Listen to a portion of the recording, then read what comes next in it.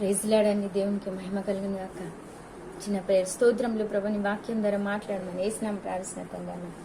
చదువుకుందాం. నా ప్రియురాల, నీవు అధిక సుందరివి, నీ యందు కలహమేమీయూ లేదు. దేవుడు ఏమంటున్నాడు? తన ప్రియురాలు గురించి, నా ప్రియురాల నీవు అధిక సుందరివి, కలహమేమీ లేదు. దేవుడు ఎంత పరీక్షిస్తే తన ప్రియుడు సులమతికి అంత పేరిచ్చిండు. మనల్ని కూడా దేవుడు చూసినప్పుడు, పరీక్షించినప్పుడు, మనల్ని పరిశోధించినప్పుడు, మన ఆలోచనలు, చూపులు, తలంపులు, మాటల, క్రియల ద్వారా మనం కూడా దేవునికి సులమతిలాగా కనబడ్డప్పుడు దేవుడు మనం ఏది అడిగినా ఇస్తాడు. మన ప్రార్థన అంగీకరిస్తాడు, మన ప్రార్థన నెరవేరుస్తాడు. మనలో ఆయన జీవిస్తాడు, మనం ఆయనలో జీవిస్తాం.